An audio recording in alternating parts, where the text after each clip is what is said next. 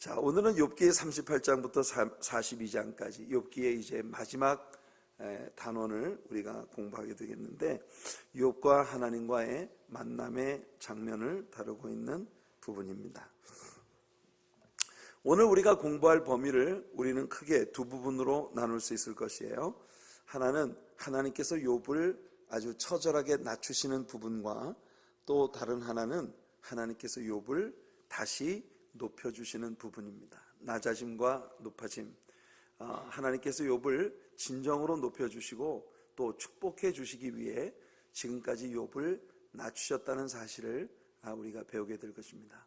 빌립보서 2장에서 바울이 우리 안에 예수 그리스도의 마음을 품도록 가르치면서 예수님의 마음이 자기를 비우고 낮아지고 종으로 오셔서 순종하고 복종하고 죽으시기까지 자신을 낮추시는 그런 그 7단계로 자신을 낮추시는 주님의 낮아짐에 대하여 말씀했고, 그렇게 낮아지신 예수님을 하나님께서 오른손으로 높이셔서 모든 만민 위에 뛰어난 이름을 주시고 하늘에 있는 자들과 땅에 있는 자들과 땅 아래에 있는 자들로 그 모든 무릎을 예수의 이름에 꿇게 하시며 모든 입으로 예수를 주로 시인하여 하나님 아버지께 영광을 돌리게 하셨느니라.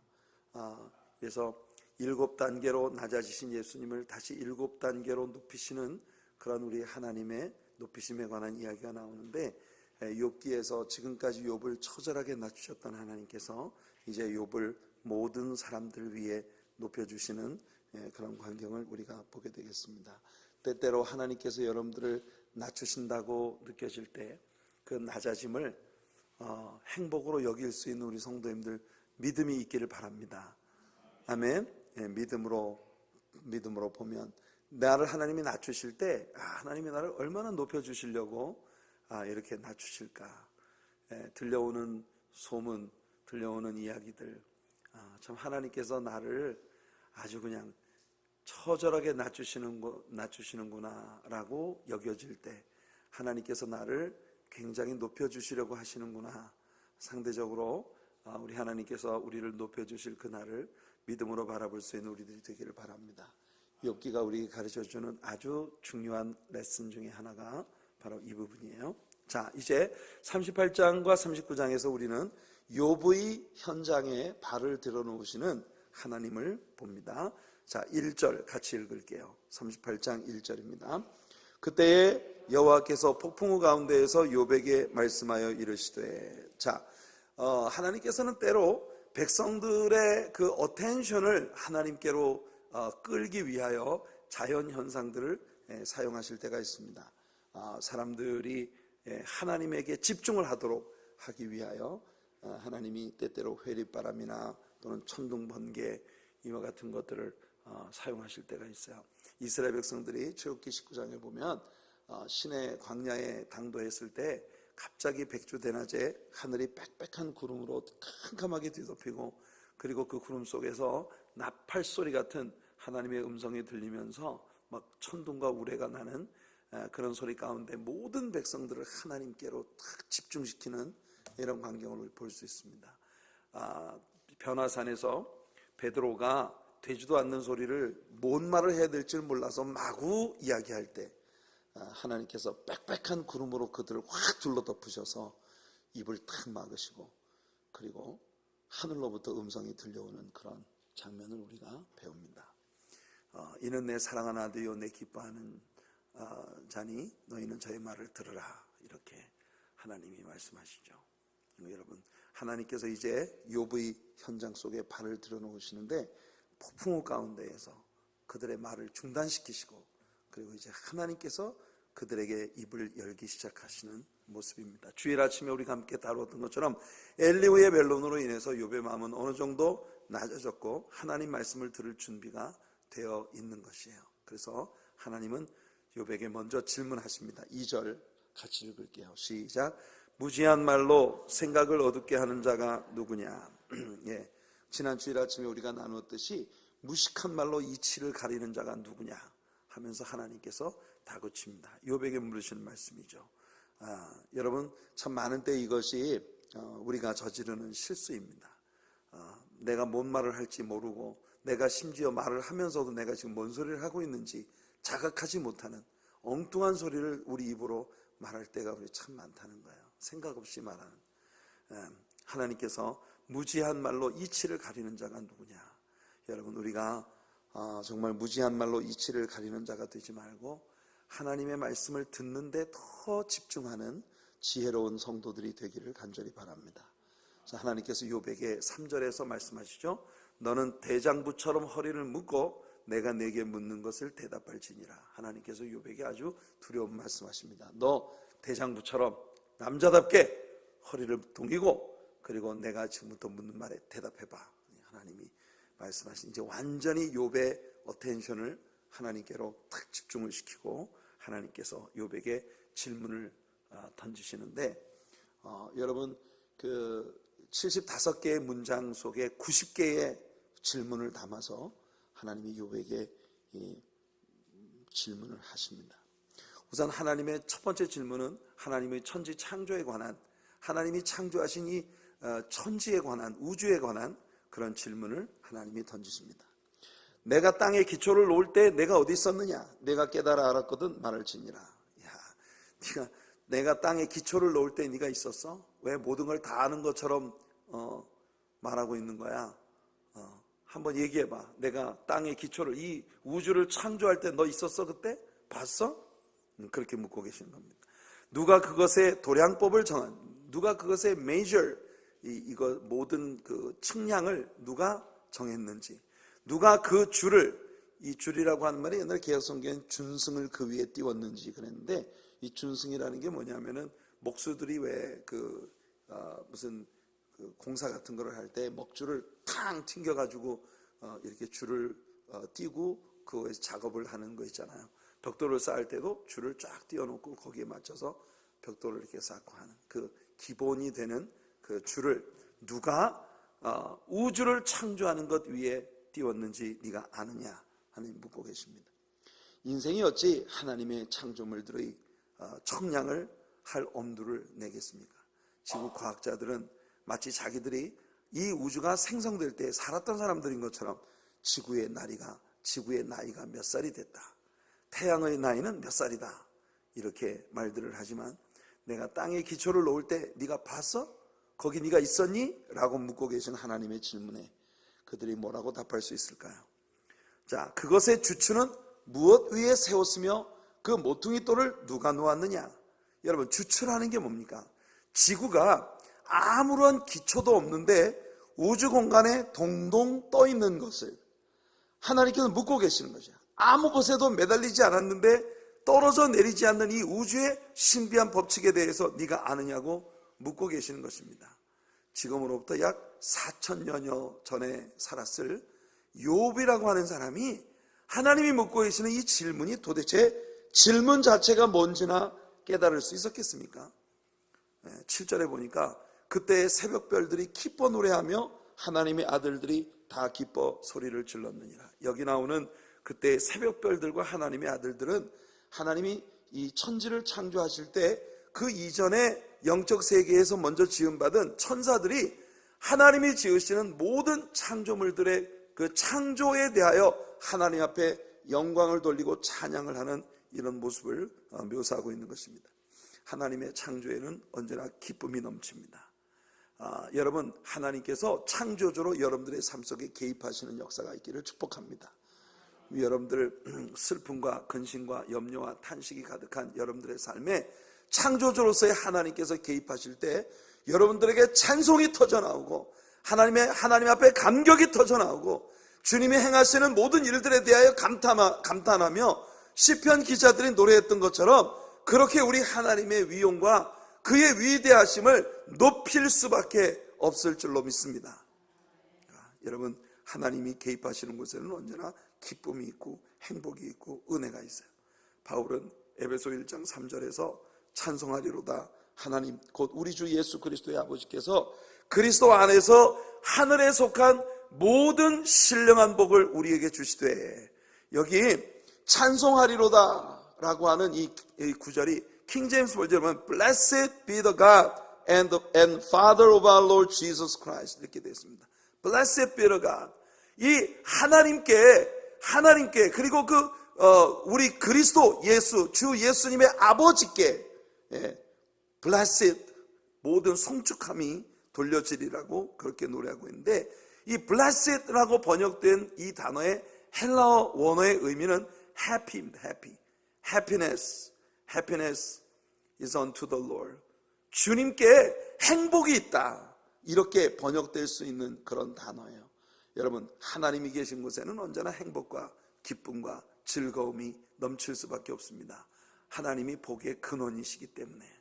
그러니까 여러분, 중요한 거, 여러분들의 삶의 중요한 관건은 무엇보다도 하나님이 여러분의 삶의 주인 되시게 하는 거예요. 여러분의 가정에 하나님 주인 되시면 여러분 가정에 행복이 넘치고, 여러분의 사업에 하나님이 주인 되시면 여러분들의 사업에 하나님의 기쁨이 넘치고, 여러분 자녀들의 삶에 하나님이 주인 되시면 기쁨 넘치는 거예요. 여러분이 기쁨을 잃어버리고 즐거움을 상실하고 뭔가 마음에 어둠이 찾아오고 여러분들의 마음이 짜증이 나고 불평이 나고 원망이 나면, 여러분들 주변 환경 탓을 하지 말고, 누구 때문이다, 뭐 때문이다 하지 말고, 여러분 내 삶에 하나님이 주인 되시는 삶으로 돌아가는 은혜가 있기를 바랍니다. 그럴 때 하나님의 진정한 축복과 기쁨과 은혜가 넘쳐나는 거예요. 하나님이 천지를 창조하실 때 천사들의 큰 경배의 찬양들이 하나님께 올려지는 행복하고 기쁨 넘치는 광경이 펼쳐졌다는 것입니다. 8절을 보면, 바다가 그 모태에서 터져나올 때에 문으로 그것을 가둔 자가 누구냐? 그때에 내가 구름으로 그 옷을 만들고 흑암으로 그 강보를 만들고 한계를 정하여 문빗장을 지르고 이르기를 내가 여기까지 오고 더 넘어가지 못하리니 내 높은 파도가 여기서 그칠지니라 하였노라. 하나님은요, 바다의 밀물과 썰물시의 한계에 대해서 말씀하고 계십니다.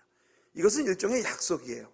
여러분, 바닷가에 가보시면 파도가 높이 치는 바닷가에서 바로 그 제방뚝 위에 집을 짓고 사람들이 삽니다.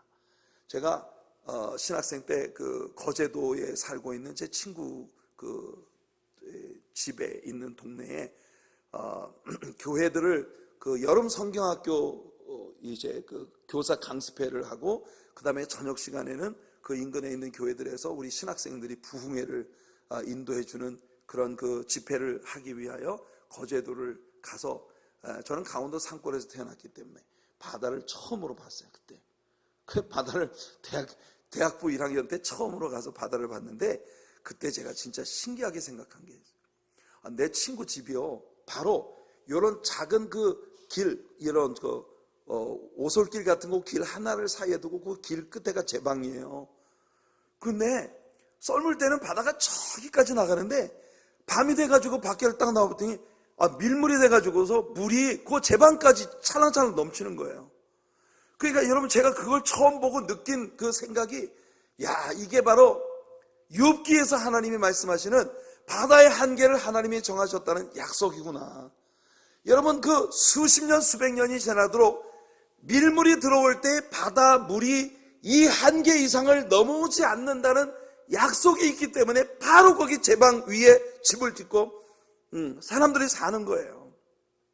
하나님의 창조 속에는 이와 같이 하나님께서 지으신 법칙이 있고, 모든 것들이, 바닷물이 어디서 나오는지 네가 아냐? 바닷물이 밀물이 되어서 들어올 때 그 한계와 썰물이 되어서 빠져나갈 때 그 한계를 누가 정했는지 아느냐? 하나님이 묻고 계신 것이에요. 참 욥이 곤란한 그런 질문들을 계속 받고 있습니다. 38장 12절부터 15절에서 하나님은 욥에게 해가 뜨고 지는 것과 빛이 어떻게 온 땅에 비치는지 아느냐고 물으셔요. 내가 너의 날에 아침에게 명령하였느냐? 여러분, 우리들 가운데 아침이여 오라, 이렇게 아침이 오도록 명령하는 사람이 있습니까? 누구도 아침이 오고 저녁이 오는 것을 관여하는 사람이 아무도 없단 말이에요. 그런데 매번 일정한 시간에 아침이 오고 또 저녁이 오는 거예요. 해가 뜨고 해가 지고. 새벽에게 그 자리를 일러주었느냐? 그것으로 땅끝을 붙잡고 악한 자들을 그 땅에서 떨쳐버린 일이 있었느냐? 땅이 변하여 지늘게 인친 것 같이 되었고 그들은 온 옷같이 나타나되 악인에게는 그 빛이 차단되고 그들의 높이 뜬 팔이 꺾이느니라. 우리가 바라거나 명령하는 것도 아니지만 정확히 아침은 오고 또 해도 비칩니다. 이 모든 일을 하나님께서 하시는 것이라는 걸 하나님께서 분명히 말씀하고 계시는 것이에요. 또 16절부터 21절에서 하나님은 땅과 바다의 치수를 잴 수 있느냐고 물으십니다. 내가 바다의 샘에 들어갔었느냐? 깊은 물밑으로 걸어다녀 보았느냐? 사망의 문이 내게 나타났느냐? 사망의 그늘진 문을 내가 보았느냐? 땅의 너비를 내가 측량할 수 있느냐? 내가 그 모든 것들을 다 알거든 말할지니라. 어느 것이 광명이 있는 곳으로 가는 길이냐? 어느 것이 흑암이 있는 곳으로 가는 길이냐? 너는 그의 지경으로 그를 데려갈 수 있느냐? 그의 집으로 가는 길을 알고 있느냐? 내가 아마도 알리라. 내가 그때 태어났으리니 너의 횟수가 많음이니라. 하나님께서 욥에게 상당히 아주 냉소적인 그런 말씀을 하고 계시는, 너 잘 알잖아. 왜 꿀먹은 벙어리야 갑자기? 지금까지 모든 걸 다 알고 있는 것처럼, 세상에서 가장 의로운 것처럼 아주 그냥 길길이 네 친구들이 8장을 말할 때는 19장을 말했어. 그렇게 한마디도 안 지고 말을 하던 네가 왜 갑자기 입을 다물고, 너 잘 알잖아. 오래 살았잖아. 경험 많잖아. 한번 얘기해봐. 이렇게 하나님이 욥에게 말씀하고 계신 것이에요. 그 다음 22절부터 38절까지는 별자리에 관한 질문들입니다. 번개와 구름에 대해서도 하나님이 물으셔요. 내가 눈 곳간에 들어갔었느냐? 우박 창고를 봤느냐? 이 말씀 뭐냐면, 눈이 어디서부터 오는지, 우박이 어디서부터 내리는지 네가 알고 있느냐. 바로 몇 시간 전에 영국 런던에서 우리 손흥민 선수가 토트넘 핫스팟에 지금 선수로 있는데, 그 팀이 런던에서 게임을 했어요. 토트넘 홈 경기장에서 게임을 했는데, 제가 여기 오기 전에 유튜브에서 손흥민이 오늘 잘했다고 그래가지고 하이라이트를 제가 봤거든요. 이야, 눈이 얼마나 많이 쏟아지는지. 한 후반전 때는요, 눈이 앞을 가려가지고 거의 중계 카메라에 선수들이 잘 안 잡힐 정도로 그렇게 눈이 많이 오더라고요. 요즘 유럽에 지금 아주 한파가 불어닥쳐가지고 로마에 몇 년 만에 폭설이 내렸다고 그런 이야기를 들었습니다. 우리 교회 새로 나오신 이정희 집사님이 지금 로마에 가 있는데 어떻게 지내는지 모르겠어요. 그래서 아무튼 아주 이런 이상 기온들, 올 겨울에 이 뉴욕과 뉴저지는 정말 신기한 그런 기후를 우리가 지금 계속 경험하고 있습니다. 이 캐나다는 올 겨울에 어마어마한 강추위에 시달렸는데, 버팔로까지도 그 강추위의 영향을 받았는데, 이쪽 뉴욕과 뉴저지는 올 겨울 굉장히 온화한 겨울을 보내고 있어요. 눈이 한 4차례 정도 왔지만 와서 바로 녹아버렸고, 지금 대서양 위에는 엄청나게 찬 공기가 머무르고 있다고 하는데, 그런데도 불구하고 우리가 사는 이 뉴욕과 뉴저지는 또 이렇게 포근하지 않습니까? 그러니까 여러분, 이 세상의 모든 기후의 흐름이나 이 과학 시대를 살고 있는 우리들도 우리가 뭘 어떻게 할 수가 없어요. 그런 우리들의 한계 밖에 있는 이 모든 것들에 대하여 하나님이 묻고 계신 것입니다. 내가 환난 때와 교전과 전쟁의 날을 위하여 이것을 남겨두었노라. 광명이 어느 길로 뻗치며 동풍이 어느 길로 땅에 흩어지느냐. 누가 홍수를 위하여 물길을 터주었으며 우레와 번갯길을 내어주었느냐. 누가 사람 없는 땅에 사람 없는 광야에 비를 내리며 황무하고 황폐한 토지를 흡족하게 하여 연한 풀이 돋아나게 하였느냐. 여러분, 여행을 하다 보면 말입니다, 서부 지역에 무슨 8대 캐년 이런 데 가보면 사람도 없는 황량한 땅에 여전히 자라고 있는 좌슈아 추리 같은 그런 선인장들이나 이런 풀들, 이런 것들을 보면 그 메마른 땅에 여전히 하나님이 물을 공급하셔서 그런 것들이 자라게 하시고, 때때로 오아시스 같은 것들이 이렇게 있는 것을 보면 얼마나 이 모든 땅 위에 일어나는 일들을 하나님이 관여하신다는 걸 우리가 이런 것들을 통해서 배우게 되죠. 비에게 아비가 있느냐? 이슬 방울은 누가 낳았느냐? 얼음은 누구의 태에서 났느냐? 공중의 서리는 누가 낳았느냐? 물은 돌같이 굳어지고 깊은 바다의 수면은 얼어붙느니라. 여기서 하나님은 수분의 생성과 고체화, 기체화의 변화를 다루시고 계신 것이에요. 이런 일을 욥이 알 리가 있겠습니까? 내가 이번 별자리들에 대해서 예수님 물으셔요. 하나님 물으셔요. 묘성, 이 묘성을 메어 묶을 수 있으며, 이 묘성이라고 하는 것이 그 플레이아데스 성단이라고 일컬어지는 소위 그 황소자리로 일컬어지는 별자리의 묶음을 이야기하는 거예요. 그 별들이 항상 황소 모양으로 그런 쉐입을 가지고 공중에 이렇게 늘 함께 이게 어떤 떨기처럼 함께 움직이는 것을 네가 아느냐, 그렇게 묻고 계신 것이에요. 삼성, 이 삼성이라고 하는 것은 오리온 성좌를 말합니다. 여러분, 우리 어렸을 때부터 오리온 과자를 많이 먹으면서 컸지 않습니까? 그 오리온 그 과자에 그 있는 별자리들 있잖아요. 가운데 별이 있고 동그랗게 이렇게 별자리가 있는 그런 오리온 성좌. 그 오리온 성좌의 이 별들의 묶음을 네가 풀 수 있겠느냐, 다 해칠 수 있겠느냐, 이렇게 하나님 묻고 계신 것입니다. 너는 별자리들, 여기서 별자리들이라고 번역된 말은 개역 성경에서는 12궁성이라고 되어 있는데 마사로스라고 하는 별자리를 이야기하는 것이라고 합니다. 각각 제때에 이런 모든 별자리들을 제때에 이끌어낼 수 있겠느냐, 북두성을 다른 별들에게로 이끌어갈 수 있겠느냐. 여러분, 모든 별들이 이렇게 움직여도 북두성은 항상 자기 자리를 지키고 있습니다.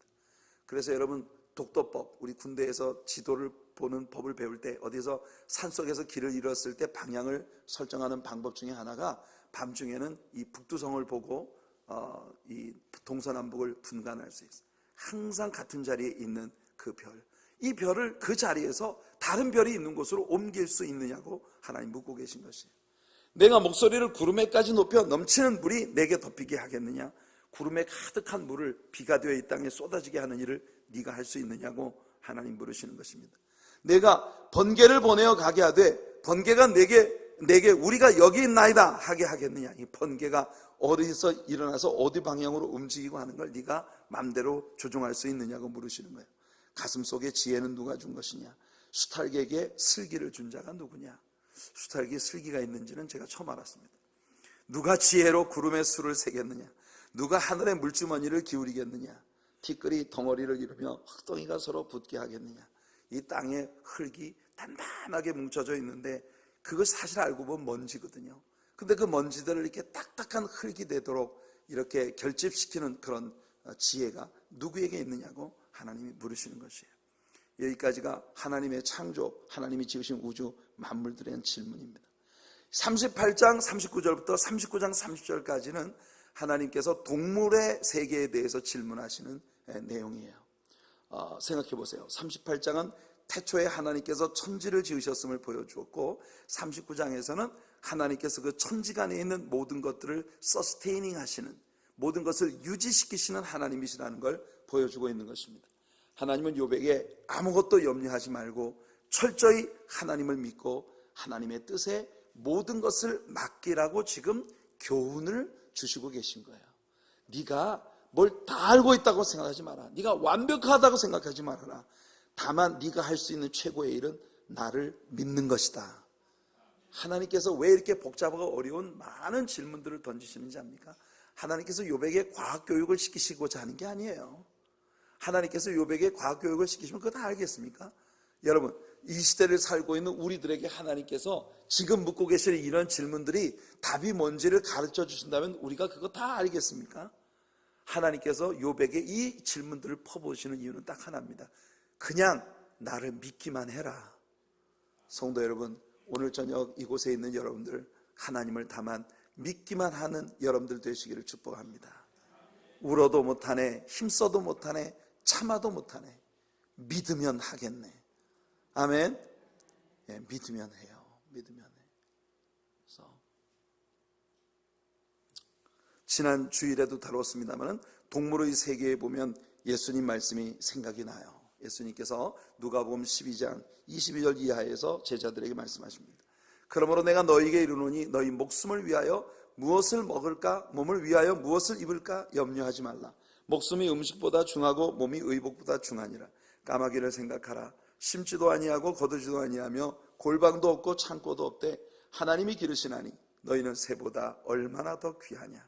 또 너희 중에 누가 염려함으로 그 키를 한 자라도 더할 수 있느냐. 그런즉 가장 작은 일도 하지 못하면서 어찌 다른 일들을 염려하느냐.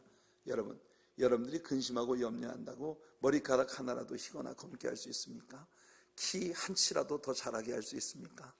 여러분, 우리 염려하고 근심한다고 되는 게 없어요. 모든 일을 이루시는 분은 하나님이시니까 다만 하나님을 믿어라. 하나님은 여러분들에게 공급하시고 여러분들을 유지해 주시는데 절대로 실패하지 않으시는 하나님이라는 걸 믿는 여러분들 되시길 축복합니다. 백합화를 생각하여 보라. 실도 만들지 않고 짜지도 아니하느니라. 그러나 내가 너에게 말하노니 솔로몬의 모든 영광으로도 입은 것이 이 꽃 하나만큼 훌륭하지 못하였느니라. 오늘 있다가 내일 아궁이에 던져지는 들불도 하나님이 이렇게 입히시거든. 하물며 너희일까 보냐. 믿음이 작은 자들아, 너희는 무엇을 먹을까 무엇을 마실까 하여 구하지 말며 근심하지도 말라. 이 모든 것은 세상 백성들이 구하는 것이라. 너희 아버지께서는 이런 것이 너희에게 있어야 할 것을 아시느니라. 너희 아버지께서는, 지난주에 아침 설교에서 다룬 것처럼 Your Heavenly Father, 하늘에 계신 너희 천부께서 새들도 먹이시고 백합화도 입히신다. 그들은 하나님의 자녀가 아니지만 하나님이 책임지신다는 거예요. 그런데 너희 하나님의 자녀된 너희일까 보냐. 하물며 너희를 책임져 주지 않으시겠느냐. 오늘 밤 근심 걱정 모든 염려 주님 앞에 다 던져버리시는 여러분들 되시길 축복합니다. 오늘 저녁 찬양한 것처럼 슬픈 마음이 있는 사람, 예수 이름 믿으면, 슬픈 마음이 있는 사람, 우리 마음에 있는 모든 슬픈 근심 걱정 예수 이름 믿으면 하늘의 영원한 천국의 소망, 세상의 기쁨, 우리 세상의 소망, 천국의 기쁨, 예수 그리스도를 소유한 자의 넉넉함을 가지는 우리 성도들이 될 줄로 믿습니다. 아멘. 자, 이렇게 질문을 퍼부으시는 중간에 하나님께서 욥에게 이렇게 말씀하세요. 40장 1절 이하의 말씀을 보면 여호와께서 또 욥에게 일러 말씀하시되 트집 잡는 자가 전능자와 다투겠느냐. 이 트집 잡는 자가 누구예요? 욥이에요. 욥. 여러분, 트집 잡지 마세요. 트집 잡는 자가 누구냐? 네가 전능자와 이기겠느냐? 이렇게 하나님이 물으십니다. 그러니까 욥이 지금까지 트집 잡고 있었단 말이에요.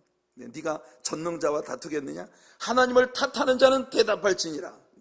내가 지금까지 물은 질문에 대답해봐. 왜 꿀먹은 벙어리야? 하나님 그렇게 말씀하시네. 그때 욥이 참 지혜로운 말을 합니다. 욥이 여호와께 대답하여 이르되 보소서 나는 비천하오니. 왜 이래 갑자기?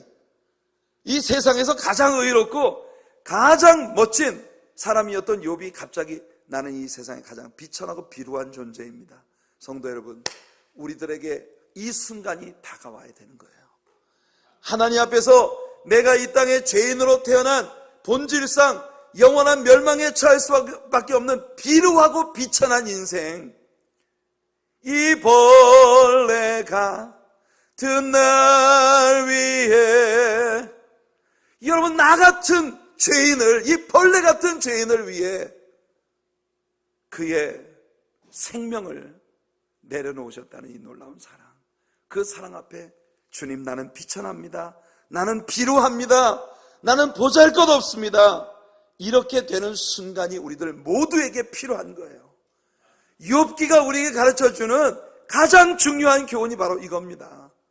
여러분이 얼마나 많은 물질을 가지고 있든, 얼마나 많은 공부를 했든, 얼마나 이 세상에서 세상 사람들에게 존경과 영광을 받을 만한 그런 잘난 점을 다 가지고 있든, 어떤 위치에 있든, 여러분 우리가 한순간 하나님 앞에서 완전히 무너져 내리며 비루하고 비천한 죄로 말미암아 영원한 형벌에 들어갈 수밖에 없는 존재라는 사실을 깨닫는 이 자각이 이루어지는 순간, 그때 비로소 우리는 하나님을 만나게 되는 것이에요. 그래서 욥은 말합니다. 보소서 나는 비천하오니 무엇이라 주께 대답하리까? 손으로 내 입을 가릴 뿐이로소이다. 내가 한 번 말하였사온즉 다시는 더 대답하지 아니하겠나이다. 제가 지금까지 제 입으로 짓거렸는데 이제는 다시는 말하지 않겠습니다. 그 말은 거꾸로 말하면 이제는 오직 주의 말씀을 듣겠나이다 라고 말하고 있는 거예요. 욥은 이제 하나님의 위대하심과 세상의 모든 일들이 그분의 주관하에 있다는 것을 확실히 믿게 된 것이에요. 이제 그는 자신의 모든 문제도 오직 그분의 주권 아래 있다는 사실을 알게 된 것입니다. 그래서 욥은 더 이상 하나님께 아무것도 반박하거나 대들 수가 없어요. 지금이라도 욥이 입을 다물기 시작했다는 게 참 잘한 일이죠. 지금이라도 입을 다물기 시작하는 여러분들 되시기 바라고, 귀를 열기 시작하는 여러분들이 되시기를 축복합니다. 아멘. 욥이 하나님께 대꾸하지 않기로 했을 뿐 아직도 이제껏 자신이 가지고 있었던 교만과 하나님께 대한 논쟁에 대해서 아직도 제대로 회개하지 않은 거예요. 그래서 하나님은 욥을 완전히 회개에 이르게 하시기 위해 일종의 피니시 블로를 날리시는 겁니다. 하나님은 40장과 41장에서 두 가지 신기한 동물에 대한 질문을 던지셨어요. 이거 지난 주일 아침에 자세히 이야기했기 때문에 바로 베히모트 그리고 리비아탄이라고 하는 이 두 가지 짐승들, 이것을 데이비드 하킹은 공룡이었을 것이다 라고 이렇게 해석을 했는데 상당히 신빙성이 있는 그런 해석이라고 보고 있습니다. 어떻든 지난 주일 아침 설교를 통해 이 부분을 상세히 공부했기 때문에 이 부분을 더 이상 다루지 않겠습니다. 자, 이제 우리는 욥기의 마지막 장에 도착했습니다. 갑자기 훅 다가왔어요. 마지막 장이. 제가 지금까지 여러분 설교를 들으면서 많은 생각들이 여러분들의 머릿속을 지나갔을 수 있습니다. 아니, 목사님 오늘 42장까지 9시면 끝낸다더니 지금 시간이 15분밖에 안 남았는데 아직도 지금 38장에서 헤매고 계시네. 여러분들이 계속 그런 생각을 하면서 여기 있는 성경 구절을 쳐다보고 계셨을 수도 있습니다. 그 부분은 다 손해본 거예요. 지금까지 하나도 안 들어왔을 거예요. 귀에 계속 시간만 보고 계셨을 거예요. 여러분, 기왕 교회에 오셨는데 언제나 예배 드리러 오셨으면 예배에 푹 빠지는 여러분들 되시기 바랍니다. 아멘. 예배 드리러 오시면요, 예배에 푹 빠지세요. 딴 생각 자꾸 하지 말고 머릿속으로 5만 가지 생각이 왔다 갔다 하시는 분들은요, 여기서 보면 다 보여. 다. 여러분들은 여기서 보면 안 보일 것 같죠? 앞사람 등 뒤에 있으면 제가 못 볼 것 같죠? 여기서 보면 다 보입니다. 여러분들, 제가 설교 시작하는 순간 벌써 이분은 설교 전혀 안 듣고 주무실 준비하고 계시는 거예요. 저는 절대로 여러분, 그러니까 말씀을 기왕 예배를 드리러 왔는데 예배에 우리가 모든 걸 걸어야지. 예배에 오셨으면 예배에서 손해보지 말고 돌아가시기 바랍니다. 아멘. 엉뚱한 생각들이 왔다 갔다 하면 그게 사탄의 놀이터예요. 이 머릿속이 사탄의 놀이터예요. 마귀가 돌아서 온갖 장난 다치고 가, 예배 드리는 동안에. 그래서야 되겠습니까? 마음을 오로지 하여 주님을 바라보고 우리 하나님께 집중하여 큰 은혜 받으시는 여러분들 되시기 축복합니다. 자, 지난 주일에 말씀드린 것처럼 42장은 욥의 항복 선언문으로 시작이 됩니다. 욥이 여호와께 대답하여 이르되 주께서는 못하실 일이 없사오며 무슨 계획이든지 못 이루실 것이 없는 줄 아오니. 보세요, 욥은 하나님의 질문들을 들으면서 두 가지를 깨달은 겁니다. 첫째는 하나님은 무소불능하시다. 안 계신 곳이 없으시고 모든 일을 하실 수 있는 분이시다. 즉 창조의 전능성을 가진 하나님을 깨달았고, 둘째는 뭐냐? 하나님의 경영하심에 대한 신뢰를 갖게 됐다. 이 세상에 지금 자신이 지금까지 겪어왔던 고난을 포함한 세상의 모든 세상사가 하나님의 주관과 하나님의 경영하심 안에 있다는 사실을 그는 비로소 믿게 된 것입니다. 이 두 가지를 믿는 여러분들 되시기 바랍니다.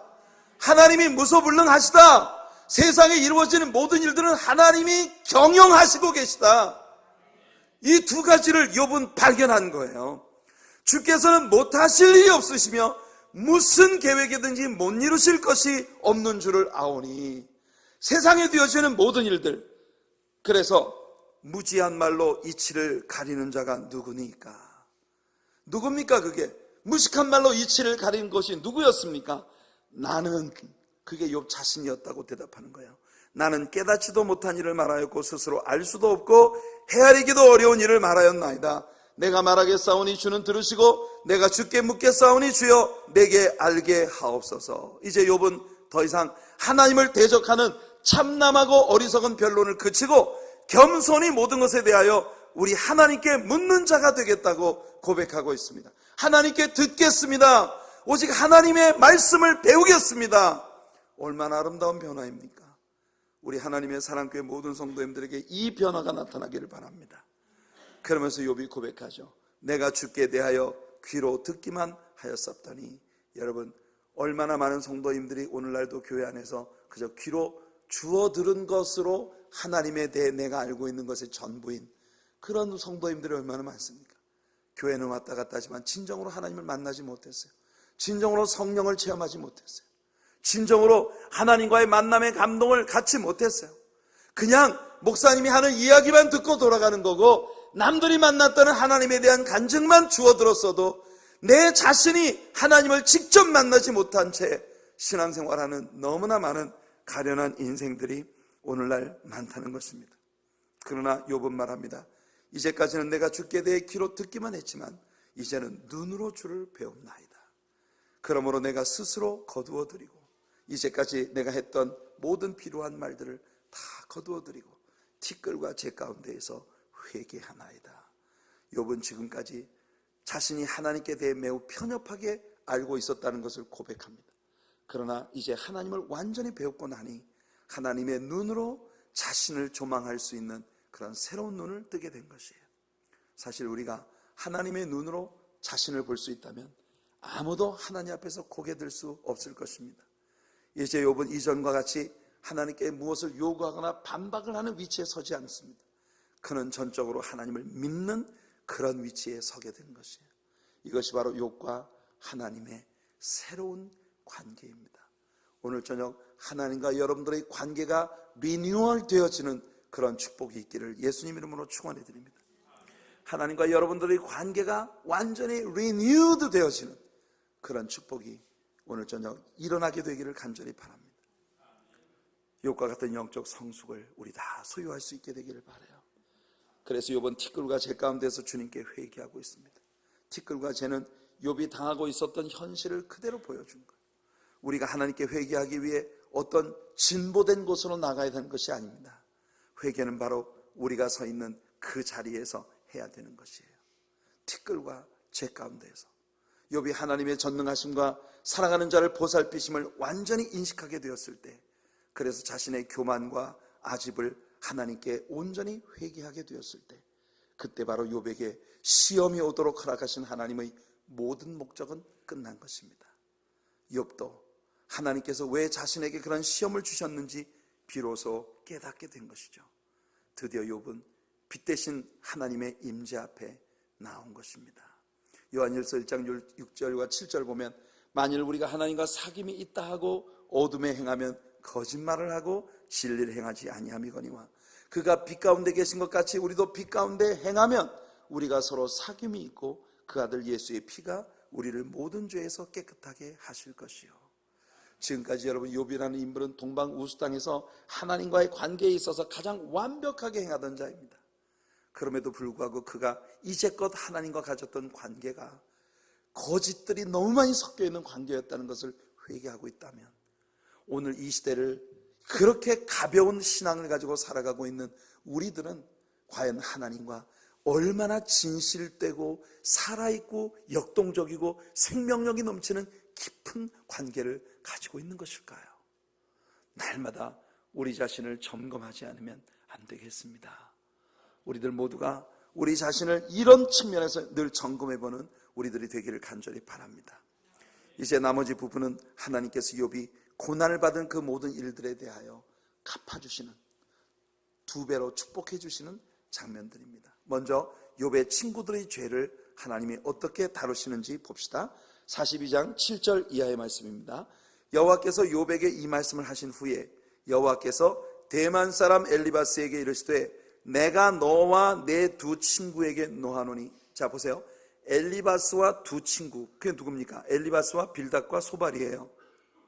누가 빠졌어요? 지금까지 이야기했던 사람 중에 한 사람 빠졌잖아요.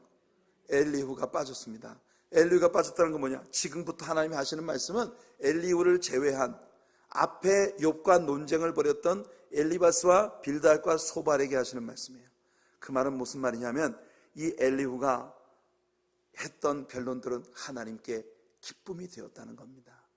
여러분, 여러분들이 엘리후와 같은 그런 성도님들이 되시기를 바랍니다.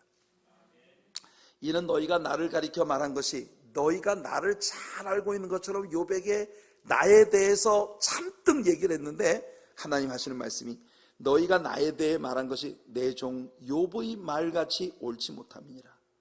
보세요. 엘리바스가 내세웠던 경험주의, 그리고 빌닷이 내세웠던 전통주의, 그리고 또 소발이 내세웠던 율법주의, 그들은 누구보다도 하나님을 잘 아는 자들처럼 행세했지만 사실은 여러분, 하나님을 거슬리는 교만의 죄와 동일하게 취급되고 있는 것을 여기서 보고 있는 것입니다. 그는 예수님 당시에 와서 심지어 하나님이신 예수님까지 정죄할 수 있었던 바리새인들과 서기관들의 죄를 어찌 우리 예수님께서 화 있을진저 외식하는 서기관과 바리새인들이요 라고 그렇게 한탄 섞인 말씀을 하지 않으실 수가 있었겠습니까? 그런즉 너희는, 친구들에게 하신 말씀이에요, 숫소 7과 수양 7을 가지고 내 종 욥에게 가서 너희를 위하여 번제를 드리라. 내 종 욥이 너희를 위하여 기도할 것인즉 내가 그를 기쁘게 받으리니 너희가 우매한 만큼 너희에게 갚지 아니하리라. 이는 너희가 나를 가리켜 말한 것이 내 종 욥의 말같이 옳지 못함이라. 이에 대만 사람 엘리바스와 수아 사람 빌닷과 나마 사람 소발이 가서 여호와께서 자기들에게 명령하신 대로 행하니라. 여호와께서 욥을 기쁘게 받으셨더라. 이 말은 무슨 말이에요? 이 엘리바스와 빌닷과 소발이 욥에게 가서 형제요, 친구요, 내가 잘못했습니다. 지금까지 내가 너무 아는 척했고 당신 마음에 상처를 입혔습니다. 용서를 구했다는 거예요. 욥이 그 사람들을 위해서 제사를 드릴 때 하나님께서 비로소 그들이 저지른 모든 죄를 용서해 주셨다는 것입니다. 욥은 친구들과 논쟁을 벌이는 대신 친구들이 죄 사함을 위해 하나님께 기도하는 존재가 되었습니다. 성도 여러분, 세상 사람들하고 말싸움하지 말고 여러분들에게 말싸움을 걸어오는 그들을 위해 도리어 축복하고 그들을 위해 기도하는 여러분들 되시기를 축복합니다. 우리는 결코 종교적인 문제에 다툼을 벌일 필요가 없어요. 여러분, 논쟁을 통해서는 얻을 수 있는 게 아무것도 없습니다. 기도가 최고입니다. 여러분, 사탄의 진지를 파괴시키는 건 기도의 능력이에요. 아멘. 우리 하나님의 사랑교회는 기도와 성령의 능력으로 충만하게 체험받는 교회가 되기를 예수님 이름으로 축원해 드립니다. 참 아름다운 일이죠. 욥이 하나님과의 관계가 새로워지니까 그 다음에 사람들과의 관계도 새로워지고 모든 것들이 회복되는 거예요. 여러분, 세상 여러분들의 모든 기쁨이 회복되고 행복이 회복되고 삶이 회복되는 건 어디서부터 시작되느냐? 하나님과 여러분의 관계가 리뉴얼 되어질 때, 그때 시작되는 겁니다. 아멘. 자, 하나님은 이제 욥의 모든 소유를 이전보다 2배로 갚아주셨어요. 지난 주일 아침 설교에서 제가 욥기 1장에 나왔던 욥의 재산 목록과 42장에 나오는 재산 목록을 비교해서 완전히 2배씩 모든 것을 채워주셨다는 걸 여러분들에게 말씀을 드렸습니다. 자, 이렇게 해서 욥기의 내용을 모두 마쳤습니다. 욥기를 마무리 지으면서 욥기에 대한 총 결론 3가지를 여러분들에게 말씀드리겠습니다. 첫째, 욥기가 우리에게 주는 교훈은 신자에게 다가오는 고난은 분명히 이유가 있다는 것이에요. 이게 욥기가 우리에게 주는 첫 번째 교훈입니다. 아멘. 여러분들에게 고난이 오거나 역경이 오거나 아픔이 올 때 그 모든 것, 여러분들에게 그것이 아픔이 될지라도 거기에는 분명히 숨겨진 의미가 있다는 겁니다. 모든 인생들에게는 중보자와 회개가 필요하다라고 하는 것을 우리는 고난을 통해 발견하게 되는 것이에요. 그 다음 2번째, 욥기가 욥의 고난에 대해서 다루는데 41장을 다루었습니다. 그죠? 42장 가운데 41장이 욥이 고난받는 장면이에요. 그러나 마지막 한 장만이 욥이 축복받은 것을 다루고 있습니다. 이 분포가 우리들에게 보여주는 건 뭐냐? 욥기의 궁극적인 결론이 욥이 축복을 받았다는 걸 강조하기 위한 게 아닙니다. 여러분, 인생에게 다가오는 수많은 고난과 역경과 아픔, 그 속에서 우리는 하나님을 어떻게 만나야 하느냐, 이 부분이 욥기가 우리에게 가르쳐주는 주된 교훈이에요. 욥기를 통해서 오직 물질 축복만 강조한다면 여러분들은 욥기의 42분의 1밖에는 모르는 것입니다. 마지막으로, 모든 고난받는 신자들이 이 땅에서 욥처럼 보상을 받는다는 보장은 어디에도 없습니다. 욥은요, 그의 모년의 갑절의 축복을 받았습니다. 하지만 욥이 모년의 갑절의 축복을 받은 것이 이 세상에 고난받는 모든 사람들이 반드시 받게 되는 공식이 아닙니다. 하나님께서 정하신 뜻대로 모든 일이 이루어질 것이에요. 이 깊은 고독 속에 내 생명 끝나도 우리는 이 찬양을 부릅니다. 때로는 여러분, 어떤 사람들이 이 세상에서 받은 고난이 이 세상에서 완전히 보상되는 경우도 있어요. 예레미야 같은 사람은 어떻습니까? 일평생을 자기가 하고 싶지 않은 예언 사역을 하나님께 부여받아서 갖은 고초와 고난을 겪으며 예언 사역을 하다가 끝내 그 영광을 보지 못하고 애굽에 강제로 끌려가서 유대인들에게 죽음을 당합니다. 자기가 그토록 눈물로 하나님께 애원하며 기도하고 어찌하든지 멸망의 길을 가지 않도록 해달라고 간절히 기도했던 동족들에 의해서 그는 무참하게 죽임을 당하는 거예요. 이사야같이 그렇게 능력이 많아서, 여러분, 구약의 예언자들 중에 신약에 오시는 예수님에 대해 가장 명백한 많은 예언을 했던 그 대선지자가 여러분 무지막지한 죄인 므낫세에 의해 톱으로 켜서 죽임을 당했습니다.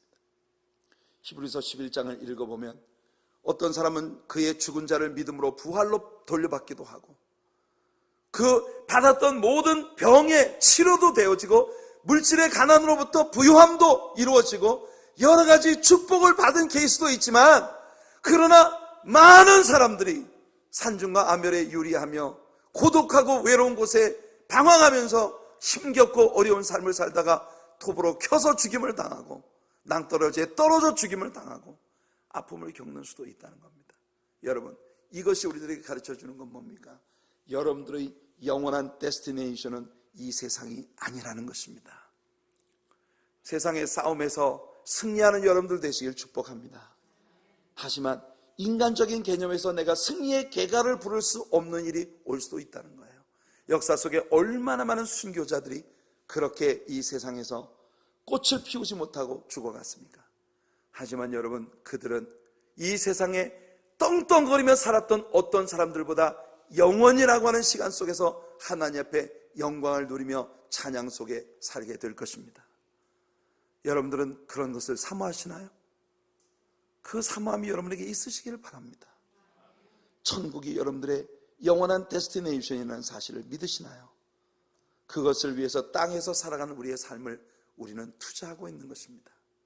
하나님의 나라에서 영원히 통용될 수 있는 많은 것을 이 땅에서의 삶을 통해 확보할 수 있는 저와 여러분들이 되기를 예수님 이름으로 축복해 드립니다. 오직 주의 사랑에 매여 내 영 기뻐 노래합니다. 우리 주보의 10페이지에 나와 있는 이 찬양 우리 함께하고 우리 같이 기도하고 마치겠습니다.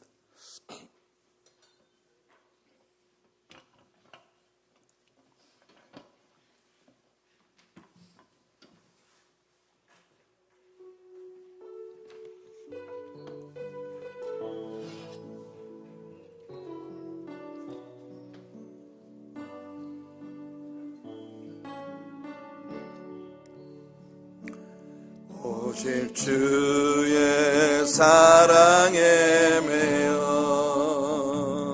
내 영 기뻐 노래합니다. 이 소망의 언덕 기쁨의 땅에서 주께 사랑 드립니다. 오직 주의 임재 안에 갇혀 내 영 기뻐 노래합니다. 이 소명의 언덕 거룩한 땅에서 주께 경배드립니다. 주께서 주신 모든 은혜, 주께서 주신 모든 은혜, 나는 말할 수 없네. 내 영혼 즐거이 주 따르렵니다. 주께 삶 드립니다. 오직 주의 사랑에 매여 오직 주의 사랑에 매여 내 영 기뻐 이 소망의 언덕 기쁨의 땅에서 주께 사랑드립니다. 오직 주의 임재 안에 갇혀 오직 주의 임재 안에 갇혀 내 영 기뻐 찬양합니다. 이 소망의 언덕 거룩한 땅에서 주께 예배드립니다. 아멘. 주께서 주신 모든 은혜 나는 말할 수 없네. 내 영혼 즐거이 주 따르렵니다. 주께 내 삶 드립니다. 주께서 주신 모든 은혜 주신 모든 은혜 나는 말할 수 없네. 는 말할 수 없네. 내 영혼 즐거이 주 따르렵니다. 주께 내 삶 드립니다. 이 시간 우리 잠시 동안만 합심으로 기도합시다. 오늘 들은 말씀을 생각하면서 우리 인생에게 다가오는 다양한 굴곡과 여러 가지 경랑들